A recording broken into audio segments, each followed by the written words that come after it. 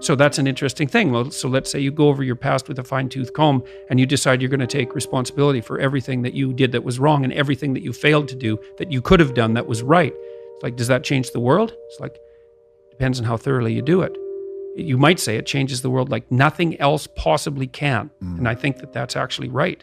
You have to allow yourself a certain latitude for error. And that's a useful thing to know too. One of the things I tell people when they're trying to develop a vision for their life or an implementable plan is make a bad plan. Like, make the best one you can, but don't get obsessive about it. It's like, make a plan, implement it. You'll figure out when you implement it why it's stupid. Exactly. And then you can fix it a little bit.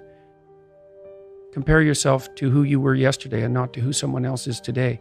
The same basic idea, right, is that you have to get your markers for success right, because otherwise you can end up in the situation you described, which is that, like, there's always people out there who are doing far better than you on pretty much anything you want to imagine. And if all you're doing is seeing yourself in their reflected light, let's say, then it's going to be pretty damn dismal. But it's not a good comparison, because you shouldn't just compare.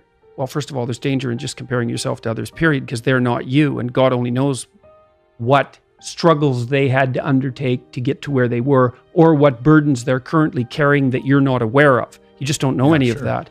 But you can certainly contrast yourself with yourself, and that's a lot better. It is the only way. Well, it's also the only way of really measuring anything approximating proper improvement. You can actually tell when you're a little better than you were yesterday. Right. So, and you can actually do that. That's another thing that's so interesting about it, is that you can actually make yourself a little better in some way, pretty much. Well, I don't know if it's at every moment, but you can certainly do it every day. It's funny. I mean, obviously, if you have a problem and you think about it, you can think up a solution. And it's not obvious how you do that. I mean, it's not like how you're manipulating your neurons or something. Mm-hmm. It happens of its own accord in some sense. Like, you can participate in it, I guess, and you can interfere with it. And it seems to take a certain amount of willpower, but it still all happens mysteriously behind the scenes. One of the things that I've been there's lots of different ways to interpret the world, and you can maybe even make a case that there's an endless number of ways to interpret the world. And the problem with that is that it kind of disorients you in terms of what you should be doing. But just because there's a very large number of ways to interpret the world doesn't mean there's a very large number of productive, meaningful, and sustainable ways to interpret the world.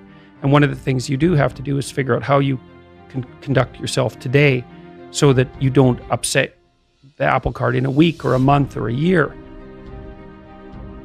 And so, what you do in some sense psychologically is you admit to yourself that your current frame of reference is faulty. Mm-hmm. And then you start opening the door to a different kind of thinking, which is more creative thinking. It's more lateral thinking.